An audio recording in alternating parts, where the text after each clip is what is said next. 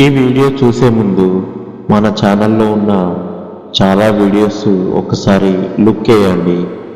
ఇక కథలోకి వెళితే, రాత్రి 10 గంటలకు మా ఫ్రెండ్ రవి నుంచి ఫోన్ రావడంతో వాడి ఇంటికి వెళ్ళాను. నేను వెళ్ళేసరికి వాడు చాలా కంగారుగా వచ్చి నన్ను వాటేసుకొని, అరే మామా, ఆఫీస్కి దగ్గరలో ఉందని ఇంట్లో దిగాను, కానీ ఇది చూడ్డానికి దయ్యాల కొంపలా ఉంది. ఇలా ఎందుకు చెబుతున్నానంటే, అర్ధరాత్రుల్లో నాకు ఈ ఇంట్లో నుంచి ఏవో అరుపులు ఏడుపులు వినిపిస్తున్నాయి. అంతేకాదు, రాత్రి 12 గంటలు దాటితే చాలు ఎవరో ఈ ఇంటి చుట్టూ తిరుగుతున్నట్టే ఉంది.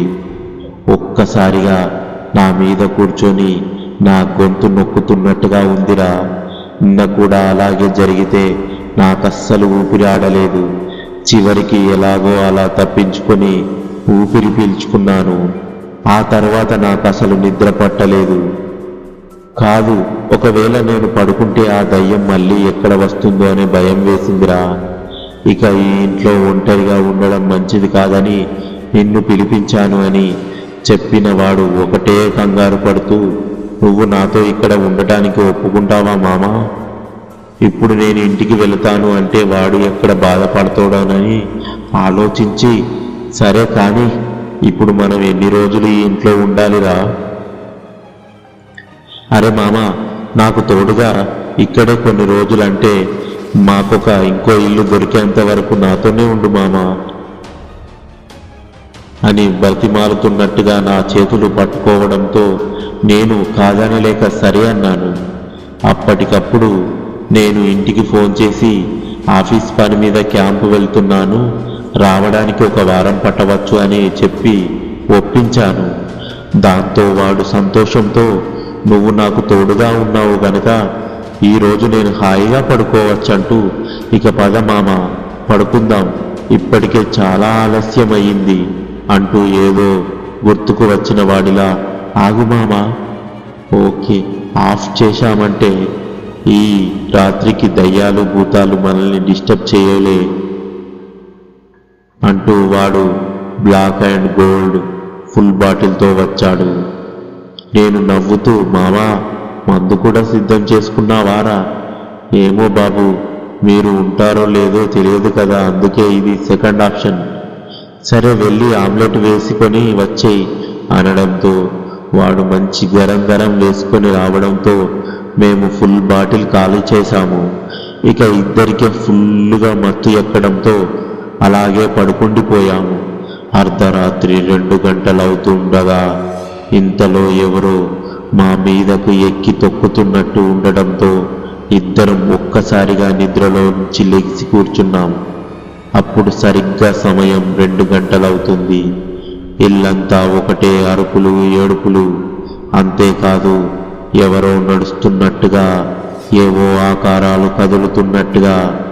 నాకసలే దయ్యాలంటే భయం లేదు, కానీ చిన్నప్పటి నుంచి వాటి గురించి వింటుంటే వాటిని చూడాలని కోరిక మాత్రం నాలో చాలా ఉంది.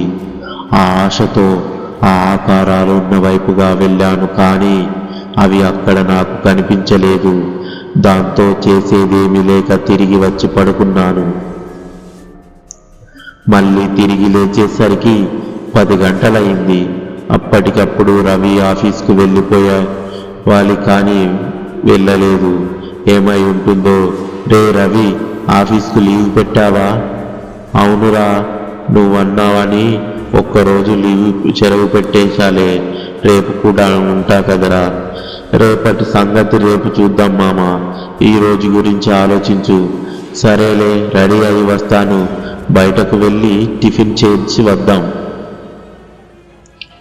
అని రవి రెడీ అవ్వసాగాడు.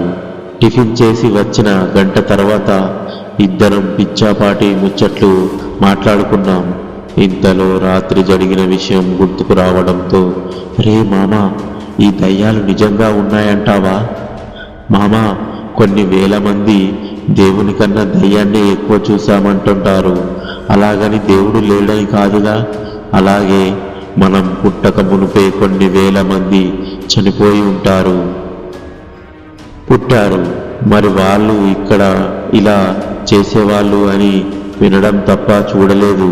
అలాగే ఈ భూమి మీద పెద్ద పెద్ద జంతువులు, క్రూర మృగాలు జీవించేవని వినడం తప్ప చూడలేదు. అందుకని ప్రతి మనిషి చరిత్ర చదివిన, పుస్తకాలు వెతికిన, స్వయంగా అనుభవించకపోతే ఆ అనుభవం అలాగే ఉంటుంది. కనుక నువ్వు నేను మినహాయింపు ఏమి కాదు. రాత్రి ప్రత్యక్ష అనుభవం ఎదురైంది కనుక నువ్వు ఈ ప్రశ్న అడుగుతున్నావంటే నువ్వు కూడా నమ్ముతూ ఉన్నావు కదా, అవునా? ఇంతలో వంటగదిలో చప్పుడవ్వడంతో ఇద్దరూ వెళ్ళి చూశాం. అంతే, ఒక్కసారిగా మా వెన్నులో వణుకు వచ్చింది. వంటగదిలో నల్లగా చిన్న పిల్లవాడి ఆకారంలో ఒక పిల్లాడు నుంచొని ఉన్నాడు. వాడి ముందు ఓ స్త్రీ ఆకారం కూడా ఉంది. గ్యాస్ స్టవ్ మీద ఏదో వండుతున్నట్టు అందులోకి ఆమె చూస్తూ ఉన్నట్టుంది. మా రాకను ఆ చిన్న పిల్లవాడు గమనించినట్టున్నాడు. ఆ స్త్రీ ఆకారంలో ఉన్న ఆమె చీరను గట్టిగా పట్టుకొని లాగుతూ ఉండగా ఆమె మమ్మల్ని చూసి వెంటనే గట్టిగా అరుస్తూ పిల్లాడిని పట్టుకొని కిటికీ గుండా అదృశ్యమయ్యింది. అంతే, ఒక్కసారిగా మా ఇద్దరి వెన్నులో వణుకు మొదలైంది. రే మామ, ఎవర్రా వాళ్ళు? వాడొక్కసారిగా నా మొహంలోకి చూస్తూ, అది నేను ఉంచుకున్న భార్య, దాని కొడుకురా. మొన్ననే యాక్సిడెంట్లో చనిపోతే నా మీద వారికి ప్రేమ చావక ఇలా వస్తున్నారని చెప్పడంతో నేను, రే రవి, నాకు తెలియకుండా ఇదంతా చేసి ఒక్క మాట కూడా నాతో చెప్పాలని అనిపించలేదా? రే శ్రీధర్, ఇప్పటికే భయంతో చస్తుంటే నీ జోక్స్ ఏందిరా? ఏమో, మీకు నేను అవసరమైతే తప్ప మాతో కలవరు కదా. నిజంగానే ఏదో తప్పు చేశావు అనుకుంటూ, రే మామ, ఇప్పుడు నిజంగా నేను నిన్ను చంపి ఈ ఇంటిని జాబని వదిలేసి వెళ్ళిపోతాను. ఈ ఊర్లో అన్ని ఇల్లు ఉండగా తీసుకొచ్చి ఈ దయ్యాల కొంపలో పడేశావు. పైగా దీనికి పరిష్కారం చూడకుండా ఏదో ప్రశ్నలు వేస్తున్నావు. రే కూల్ డౌన్ మామా, మనం భయపడుతూ ఉంటే మన బ్రెయిన్ కూడా పనిచేయదురా. అందుకే కాస్త నువ్వు భయపడకుండా ప్రశాంతంగా ఉండు, ఏదో ఒక పరిష్కారం లభిస్తుంది. రేపు ఉదయం దర్గాకు వెళ్దాం. అక్కడ నాకు బాగా తెలిసిన సర్దార్ బాషా అనే ఒక మంచి స్నేహితుడు ఉన్నాడు. తనని కలిసి ఈ ఇంటిని చూపించి పరిష్కారం అడుగుదాం. ఇప్పుడు మాత్రం బయటకు వెళ్ళి 2 ఫుల్ బాటిళ్ళు తెచ్చుకుందాం. రాత్రికి ఫుల్లుగా కొట్టడానికి. అప్పుడు కానీ నువ్వు ఆ దయ్యాల గురించి మాట్లాడకుండా ఉంటావు అని నేను చెప్పడంతో ఇద్దరం కలిసి బయటకు వచ్చాము. ఈ రాత్రి కూడా ఇద్దరం మంచిగా మందు కొట్టి పడుకున్నాము. ఉన్నట్టుండి అర్ధరాత్రి 1 గంటకు నా సెల్లు మోగడంతో నేను ఫోన్ తీసి ఎవరు అన్నాను. దాంతో అవతలి నుంచి, నేను మామ నందుని. నా పేరు చూడలేదా? ఏరా, టైం ఎంత అవుతుందిరా? ఇప్పుడు పేరు చూసి ఎంత టైమారా? సరే గాని ఏంటి విషయం?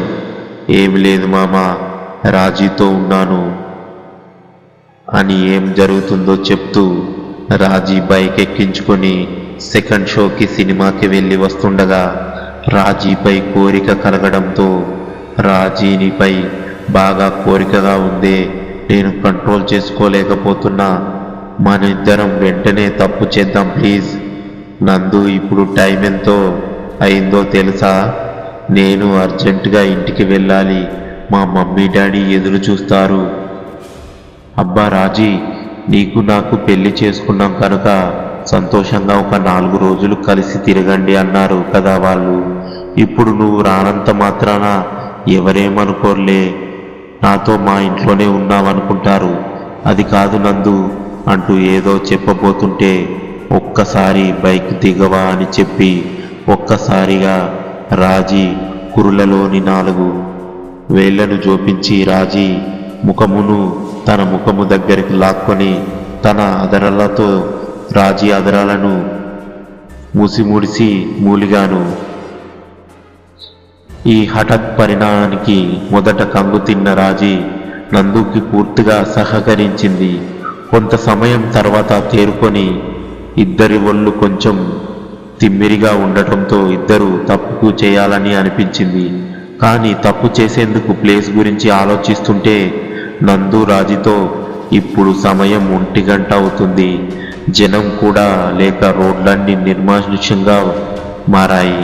మనం కొంచెం ముందుకు వెళితే రోడ్డుకి ఇరువైపులా పెద్ద పెద్ద చెట్లు ఉన్నాయి కనుక ఏ చెట్టు వెనుకకైనా వెళితే అని నందు చెప్పేలోపు రాజీ, వద్దు నందు, అక్కడ ఏ పాములు ఉంటాయో లేక ఏ బ్లేడ్ బ్యాచ్ కానీ గంజాయి బ్యాచ్ కానీ తాగిన మత్తులో రౌడీ బ్యాచ్ చేతిలోనైనా పడతావేమో, ఇంటికి వెళ్ళడం సేఫ్ ఏమో ఆలోచించునందు.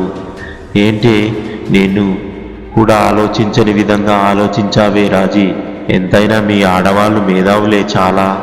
ఇదంతా మీలో కొంతమంది మృగాలు చేసే పనే కదా. రోజు ఉదయం పేపర్లో చూసి చూసి కలిగే భయమే ఇది బాబు. సరే, ఇప్పుడు మా ఇంట్లో అమ్మ నాన్న ఉంటారు కదా, కనుక ఈ టైంలో ఇంటికి వెళ్తే బాగుండదు. మరి ఎవరింటికి వెళ్తే బాగుంటుంది? గుర్తుకు వచ్చింది. ఇక్కడికి 10 కిలోమీటర్ల దూరంలో మా ఫ్రెండ్ శ్రీధర్ గాడు ఉన్నాడు. వాడిని సలహా అడిగితే బాగుంటుంది రాజీ, ఏమంటావు? రేయ్, నువ్వు నాపై కోరికతో పిచ్చివాడిలా తయారవుతున్నావు. ఏదో ఒకటి త్వరగా చావు అనడంతో నీకు చేశా మామ. ఇది జరిగిన విషయం. మామ, 1 నిమిషం లైన్లో ఉంటా అని చెప్పి, రే రవి, నందుగాడు కాల్ చేశాడు. అర్జెంటుగా వాడికి రూమ్ కావాలంట. ఇక్కడికి రమ్మంటే ఎలా ఉంటుంది మామ? ఇది అసలే దయ్యాల కుంప. వాడిని ఎందుకు ఇబ్బంది పెట్టడం? మరేం పర్వాలేదు మామ, వాడితో పాటు వాడి అక్క కూతురు రాజీ ఉందిలేరా. రే మామ, ఏం మాట్లాడుతున్నావురా? రేపు వాళ్ళు పెళ్లి చేసుకునే వారు, అలాంటిది వారికి దెయ్యాల అప్పజెప్పడం ఎందుకురా? రే, నువ్వేమి కంగారు పడకు. వారి ప్రాణాలకు వచ్చిన ప్రమాదం ఏమీ లేదు. ఎలాగో మనం రేపు ఉదయం దర్గాకి వెళ్తున్నాం. ఎలాగో భాషా గారిని కూడా తీసుకుని సాయంత్రం కల్లా వచ్చేస్తాం కదా. ఏం పర్వాలేదు మామ. ఇటు వారిని కూడా ప్రైవసీ ఇచ్చినట్లు ఉంటుంది. నీకు నీ మాటే గాని మా మాట వినవు కదా. చెప్పి చావు అని వాడు అనడంతో నేను నందుకి అడ్రస్ చెప్పి రమ్మన్నాను. వాడు ఏదో చెబుతుండడంతో వచ్చిన తర్వాత అన్ని చెప్తాను రమ్మనడంతో వాడు సరే అంటూ కాల్ కట్ చేశాడు.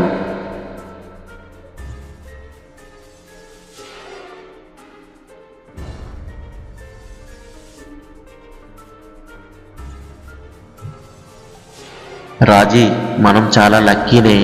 మా ఫ్రెండ్ రూమే మనకు దొరికింది. ఏంటి, మీ ఫ్రెండ్ రూమా? రే, నేను ఒకటి చెప్తే తప్పుగా అనుకోవు కదా. ఎందుకు అనుకుంటాను బేబీ, చిన్నప్పటి నుంచి కలిసే ఉంటున్నాం. నా గురించి నీకు తెలియదా?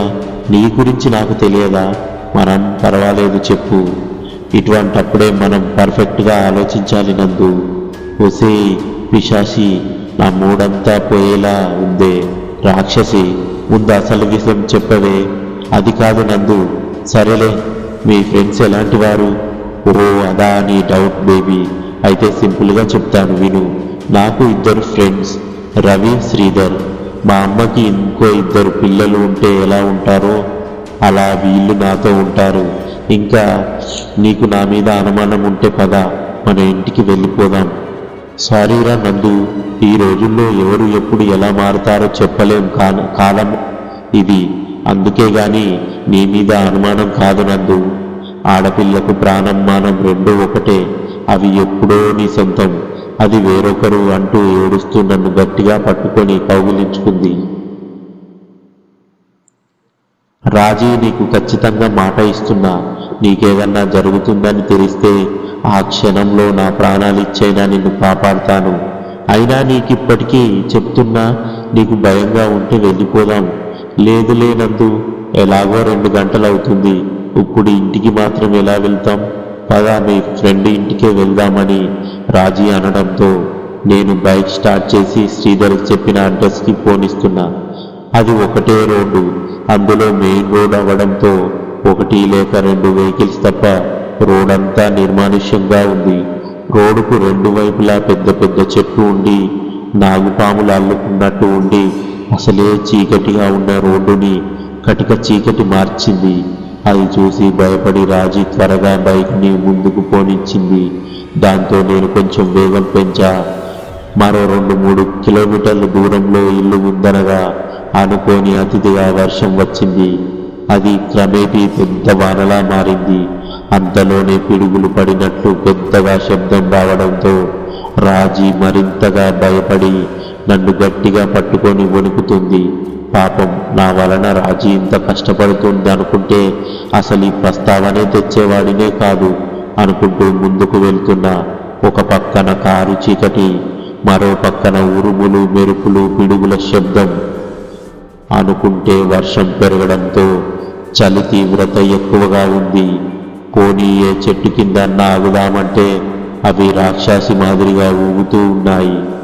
అంతే, మేము ఎలాగైనా సరే శ్రీధర్ గాడి దగ్గరికి వెళ్ళాలని అలాగే గుడ్డిగా ముందుకు పోనిచ్చాము. ఒక 10 నిమిషాలలో శ్రీధర్ చెప్పిన ఇంటికి వచ్చేశాం. వాడు బయట ఉండి మా కోసం ఎదురు చూస్తున్నట్లుగా ఉన్నాడు. అందుకే మేము రాగానే మా దగ్గరికి పరిగెత్తుకుంటూ వచ్చాడు.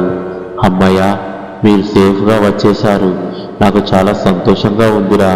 ముందు వెళ్ళి బట్టలు మార్చుకొని తల తుడుచుకోండి. రే, నేనంటే ఎలాగో నీ బట్టలు వేసుకుంటారు, మరి తను? రే నందు, నువ్వు కంగారు పడకు. లోపల రవిగాడు కొనుక్కున్న కొత్త బట్టలు ఉన్నాయి. అవి వాడుకుంటూ ఇంతవరకు వేసుకోలే కనుక ఎలాగోలా ఈ పూటకు సర్దుకోండి. అవునురా, రవిగాడు ఇక్కడే ఉన్నాడా?